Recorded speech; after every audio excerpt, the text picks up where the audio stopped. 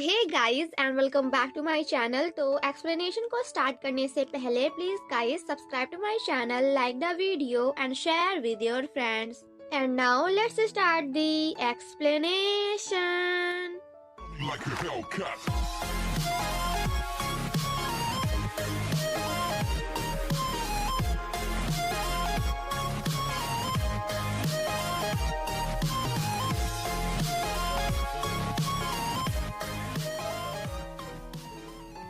Part 15 की शुरुआत में हम लीशिन को देखते हैं जिसका हाथ काफी ज्यादा दर्द कर रहा था, जिसे देखकर क्यू वॉन उसे हॉस्पिटल चलने के लिए कहती है, बट लीशिन कहता है कि मैं तो ठीक हूँ। एंड फिर से जाकर गिटार बजाना स्टार्ट करता है क्योंकि वो ऐसा बिल्कुल नहीं चाहता कि उसके हाथ के बारे में क्यू वॉन को कुछ भी पता चले। परफॉर्मेंस खत्म होने के बाद क्यू वॉन लीशिन से उसके हाथ के बारे में बात करती है, बट लीशिन तो ऐसा बिहेव करता है जैसे कि उसके हाथ को कुछ हुआ ही नहीं।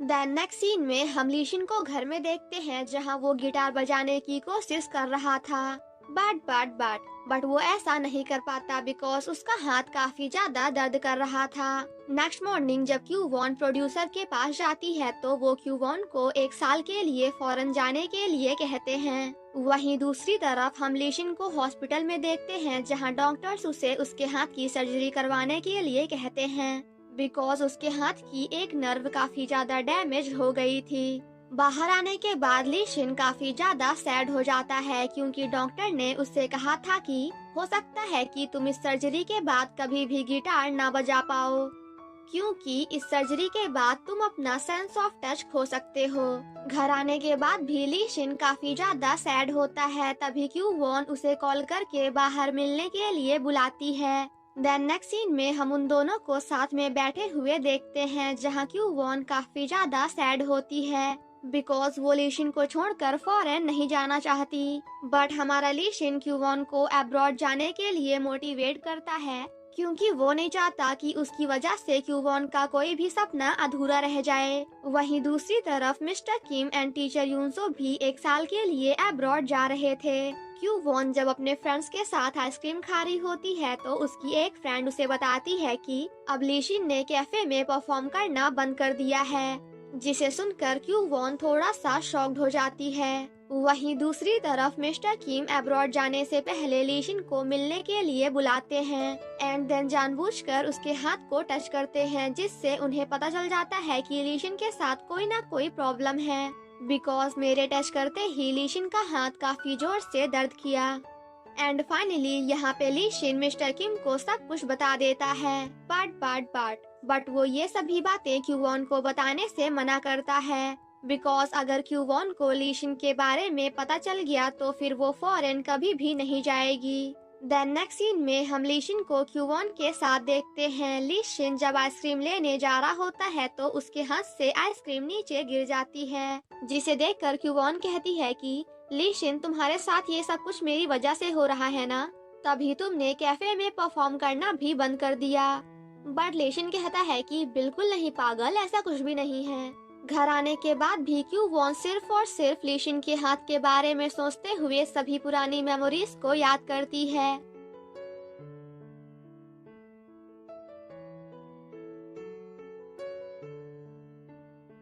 And then next morning company के प्रोड्यूसर के पास जाकर अब्रॉड जाने से मना कर देती है। देन नेक्स्ट सीन में हम क्यू वॉन को लीशिन के पास देखते हैं जहां वो लीशिन को बताती है कि फाइनली मैंने अब्रॉड जाने से मना कर दिया, जिसे सुनकर लीशिन कहता है कि बट तुमने ऐसा क्यों किया। क्यू वॉन कहती है कि तुम मेरी वजह से हर्ट हो गए हो तो फिर मैं तुम्हें ऐसी हालत में अकेला छोड़कर कैसे जा सकती हूँ, जिस पर लीशिन कहता है कि मेरा हाथ पूरी तरह से ठीक है। एंड आफ्टर दैट थोड़ा सोचने के बाद कहता है कि लेट्स ब्रेक अप, जिस पर क्यू वॉन कहती है कि व्हाट आई मीन, क्या तुम सीरियस हो। जिस पर लीशिन कहता है कि हाँ बिल्कुल, बिकॉज मुझे नहीं लगता कि मैं तुम्हारा वेट कर पाऊंगा और वैसे भी हम दोनों के रास्ते अलग अलग हैं तो मुझे नहीं लगता कि हम दोनों कभी भी एक हो पाएंगे। एंड आफ्टर दैट वो क्यू वॉन को उसका की चेन भी वापस कर देता है। लीशिन जब जा रहा होता है तो क्यू वॉन उसे रोकने की कोशिश करती है, बट फिर भी लीशिन वहाँ से चला जाता है। घर आने के बाद भी क्यू वॉन काफी ज्यादा सैड होती है, तो वहीं दूसरी तरफ हमारे लीशिन का भी बिल्कुल यही हाल था। Then next morning finally Kyu Won abroad के लिए निकल जाती है, बिकॉज लीशिन से ब्रेकअप करने के बाद अब यहाँ रहने की क्यू वॉन के पास कोई भी वजह नहीं है। वहीं दूसरी तरफ हम लीशिन को सर्जरी के लिए हॉस्पिटल में देखते हैं, जिसके बाद ये सीन यहीं पे कट हो जाता है और देखते ही देखते 1 साल ऐसे ही बीत जाते हैं, जिसके बाद हमें 1 साल बाद का सीन दिखाया जाता है और अब तक हमारी क्यू वॉन काफी ज्यादा फेमस सिंगर बन चुकी है। बट वहीं दूसरी तरफ हमारा बेचारा लीशिन अभी भी गिटार बजाने की प्रैक्टिस कर रहा है एंड ग्रैंडपा ने तो अब क्यू वॉन की जगह लीशिन की बहन को ट्रेडिशनल म्यूजिक सिखाना स्टार्ट कर दिया है। बट यहाँ पे फर्क सिर्फ इतना है कि पहले ग्रैंडपा के सामने क्यू वॉन की बिल्कुल नहीं चलती थी और अब लीशिन की बहन के सामने ग्रैंडपा की बिल्कुल नहीं चलती। I mean, ये बंदी किसी को भी हैंडल कर सकती है। वहीं दूसरी तरफ हम मिस्टर किम एंड टीचर यूनसो को देखते हैं एंड अब वो दोनों भी अब्रॉड से वापस कोरिया आ चुके हैं। वहीं दूसरी तरफ कॉलेज प्रोफेसर काफी ज्यादा हैप्पी होते हैं एंड अपने फ्रेंड से कहते हैं कि इस बार तो कॉलेज के एनिवर्सरी परफॉर्मेंस का डायरेक्टर मैं ही बनूंगा और ड्रामा में लीड एक्ट्रेस का रोल किसी और को नहीं बल्कि हान ही जो की छोटी बहन को दूंगा। जिस पर उनके फ्रेंड कहते हैं कि अगर पिछली बार की तरह फिर से कोई ली क्यू वॉन आ गई तो, जिस पर प्रोफेसर कहते हैं कि ऐसा बिल्कुल नहीं होगा क्योंकि कोई दूसरी ली क्यू वॉन तो तब आएगी ना जब मिस्टर किम यहाँ आएंगे। एंड आफ्टर दैट वो दोनों इसी बात को लेकर काफी ज्यादा हैप्पी होते हैं। बट जैसे ही वो दोनों अपने सामने मिस्टर किम एंड टीचर यूनसो को देखते हैं तो उन दोनों का रिएक्शन देखने लायक था। देन नेक्स्ट सीन में हम क्यू वॉन को देखते हैं जो कि डांस प्रैक्टिस कर रही होती है। तभी थोड़ी देर बाद वहाँ पे मिस्टर किम उससे मिलने आते हैं एंड आफ्टर दैट वो दोनों हमेशा की तरह साथ में थोड़ी बहुत मस्ती करते हैं। एंड फाइनली यहाँ पे सारांग एंड सीनियर भी एक दूसरे के गर्लफ्रेंड बॉयफ्रेंड बन चुके हैं। देन सेम नाइट हम सभी को साथ में कैफे में देखते हैं जहाँ वो सभी मिलकर काफी ज्यादा मस्ती करते हैं। देन सेम नाइट हम क्यू वॉन को लीशिन के घर के बाहर देखते हैं जहाँ क्यू वॉन लीशिन को उसके डैड का एल्बम वापस देने आई होती है। एल्बम देने के बाद क्यू वॉन लीशिन से बात करने की कोशिश करती है बट लीशिन उसे वापस घर जाने के लिए कहकर अंदर चला जाता है, जिसे सुनने के बाद क्यू वॉन काफी ज्यादा सैड हो जाती है। बट अंदर जाने के बाद लीशिन भी काफी ज्यादा सैड होता है बिकॉज वो क्यू वॉन को हर्ट नहीं करना चाहता था। देन नेक्स्ट मॉर्निंग क्यू वॉन लीशिन को कॉल करके उसे मिलने के लिए बुलाती है।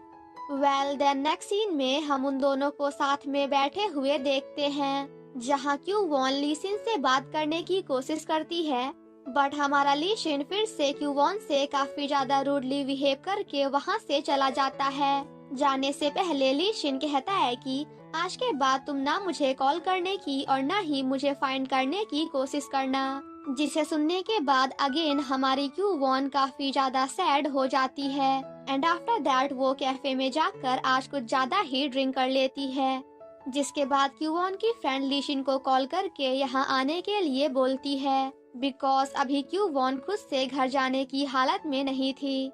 ये बात सुनने के बाद लीशिन भी क्यू वॉन के लिए काफी ज्यादा परेशान हो जाता है।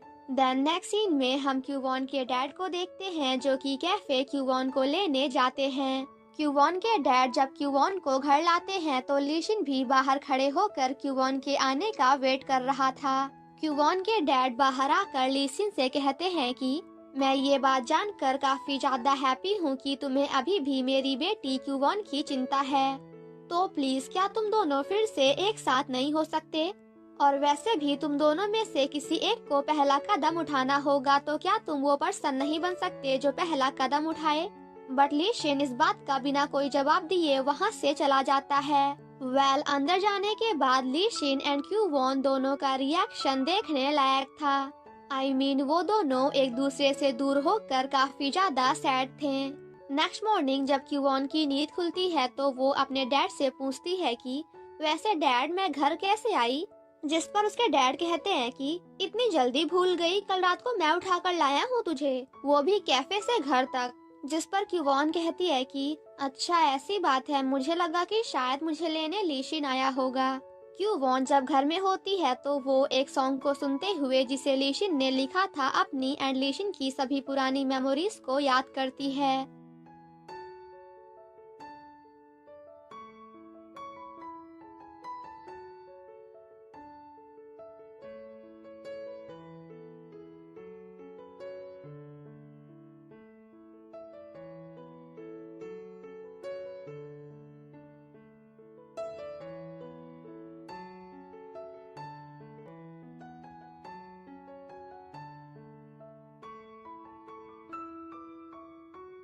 नेक्स्ट मॉर्निंग जब क्यूवॉन मिस्टर किम से मिलने जाती है तो फाइनली यहाँ पे मिस्टर किम क्यूवॉन को लीशिन के बारे में सब कुछ बता देते हैं, जैसे कि लीशिन के हाथ की सर्जरी हुई है, उसने तुमसे जानबूझकर ब्रेकअप किया था ताकि तुम अब्रॉड चली जाओ, एंड मोस्ट इम्पोर्टेंट बात तो ये कि वो अभी भी तुमसे दूर इसलिए रह रहा है बिकॉज वो नहीं चाहता कि तुम्हें उसके बारे में कुछ भी पता चले। लीशिन जब गिटार की प्रैक्टिस कर रहा होता है तो क्यूवॉन उसके पास जाकर कहती है कि हे इडियट, जिस पर लीशिन कहता है कि मैंने तुम्हें मेरे पास आने से मना किया था ना।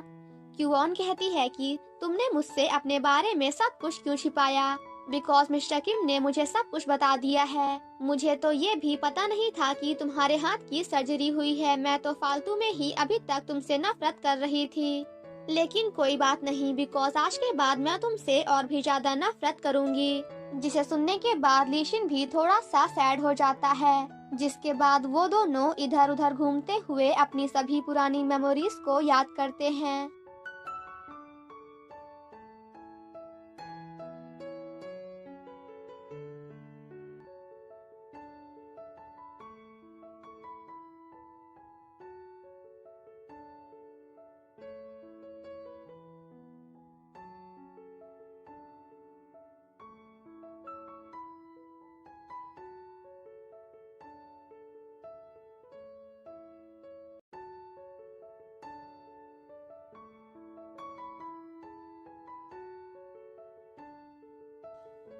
काफी ज्यादा घूमने फिरने के बाद एट लास्ट वो दोनों एक दूसरे से एक प्लेस पर मिल ही जाते हैं, एंड फाइनली यहाँ पे पहली बार वो दोनों एक दूसरे को देखकर स्माइल करते हैं। लीशिन क्यूवॉन को हक करते हुए कहता है कि मैंने तुम्हें काफी ज्यादा मिस किया, जिस पर क्यूवॉन कहती है कि मैंने भी।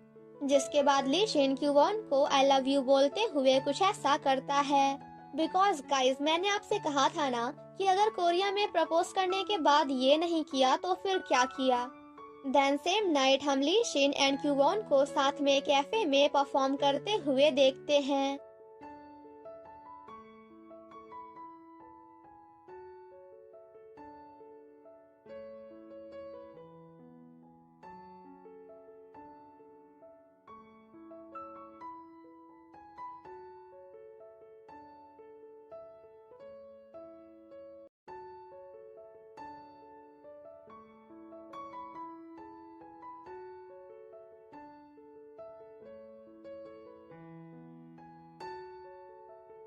और इसी के साथ हमारा ये ड्रामा यहीं पे खत्म हो जाता है। सो गाइज आप लोग मुझे कमेंट करके बताओ कि आप में से कितने लोग इस ड्रामा को मिस करने वाले हैं, स्पेशली हमारे लीशिन एंड ली क्यूवॉन को।